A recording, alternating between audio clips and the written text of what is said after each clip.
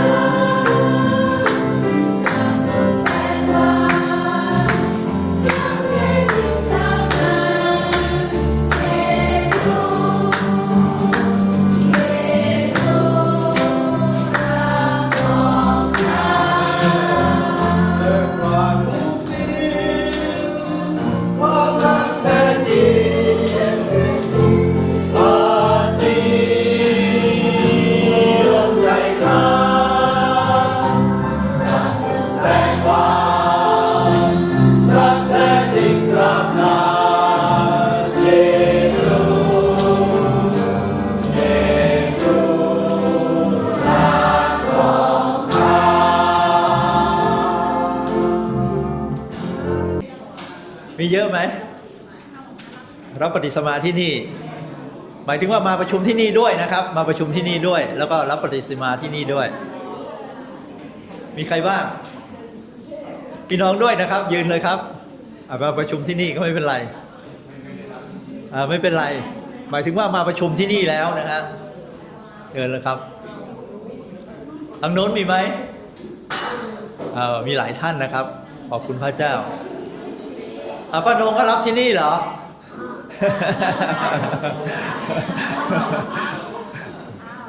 แพงศรีไม่ได้ที่นี่เหรอศรีบ้านหกเนี่ยนุสลาล่ะไม่นุสลายืนเลยเหรอครับมาประชุมที่นี่ทีหลังแล้วได้หมดครับหมายถึงว่ามาประชุมที่นี่เนาะนอกนั้นก็จะมาจากกรุงเทพไงการรับปฏิสมาธิจากกรุงเทพแล้วก็มาที่นี่เนี่ยอย่างพี่น้องสุระพี่น้องประสานพี่น้องพวกนี้พี่จรินก็อยู่ที่นี่ขอบคุณพระไม่กรุงเทพแต่ว่าพี่น้องมาประชุมที่นี่รับปฏิสมาธิกรุงเทพแต่ว่ามาโตที่นี่กรณีพิเศษก็เลยกันไม่เป็นไรเชิญเลยครับขอบคุณพระเจ้าเนาะคือเรื่องนี้เนี่ยที่ให้ยุบยืนเนี่ยเพราะว่าบางคนบางท่านเนี่ยไม่ได้สัมผัสกับบรรยากาศเมื่อก่อนที่เราประชุมที่กรุงเทพไงเขามาเติบโตที่นี่เขามาเป็นพี่น้องของเราที่นี่นะฮะมารับปฏิสมาธิที่นี่มาบังเกิดที่นี่นะก็อาจจะไม่ได้ยินเรื่องราวของผู้อาวุโสนะที่ยุคที่ผ่านมาไม่บางท่านก็อาจจะไม่เคยเห็นหน้าด้วยซ้ำไปใช่ไหมฮะวันนี้ก็จะมีเรื่องต่างๆมาพูดให้ฟังพี่น้องที่อยู่ที่นี่มาบังเกิดที่นี่ก็จะได้ยินได้ฟังไงได้ยินได้ฟังว่าที่ผ่านมาเนี่ยเป็นอย่างไรบ้างใช่ไหมฮะเป็นอย่างไรบ้างขอบคุณและสรรเสริญพระเจ้านี่ก็คือสิ่งที่พี่น้องเนี่ยได้บังเกิดที่นี่แล้วก็เติบโตที่นี่นะฮาเลลูยาสรรเสริญพระเจ้าขอบคุณพระองค์มีใครอยากจะร้องเพลงกับใครไหมมีใครอยากจะร้องเพลงกับใครไหม